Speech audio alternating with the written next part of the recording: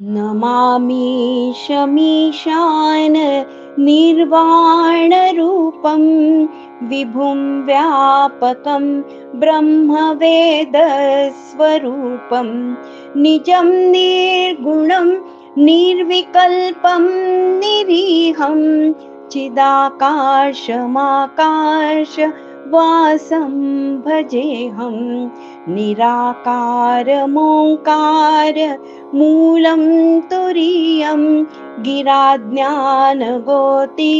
तमिशं गिरीशं करालं महाकाल कालं कृपालं गुणागार संसार पारं नतोऽहं तुषाराद्रि सङ्काशगौरं गभीरं मनोभूतकोटि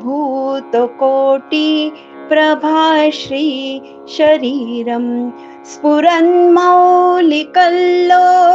लिनिचारुगङ्गा लसन् बालेन्दु कण्ठे भुजङ्गा चलत्कुण्डलं भ्रूसुनेत्रं विशालं प्रसन्नाननं नीलकण्ठं दयालं मृगाधीशचर्मां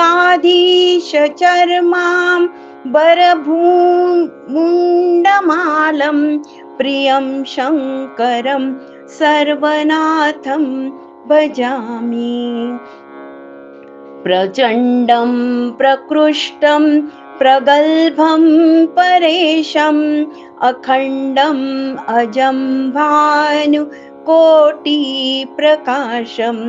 त्रयशूलनिर्मूलनशूलपाणिं भजेऽहं भवानी पतिं भावगम्यं कलातीतकल्याण कल्पान्तकारी सदा सज्जनानन्द दाता पुरारी चिदानन्द सन्दोह मोहापहारी प्रसीद प्रसीद प्रभो मन्मथारी न यावत् उमानाथ पादारविन्दं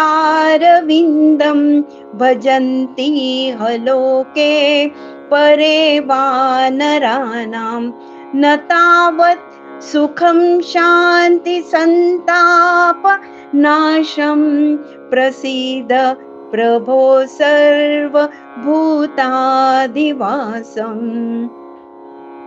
न जानामि योगं जपं नैव पूजां तन्नतोऽहं सदा सर्वदा शम्भुतुभ्यं जराजन्म दुःखौघ तातप्यमानं प्रभो पाहि आपन्न मामीश शम्भो।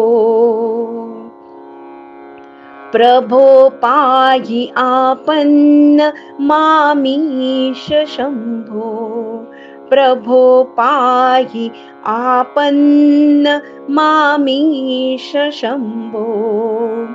रुद्राष्टकमिदं प्रोक्तं विप्रेण हरतोषये ये पठन्ति नरा भक्त्या तेषां शम्भु प्रसीदति इति श्री गोस्वामी तुलसीदास कृतं श्री रुद्राष्टकम्।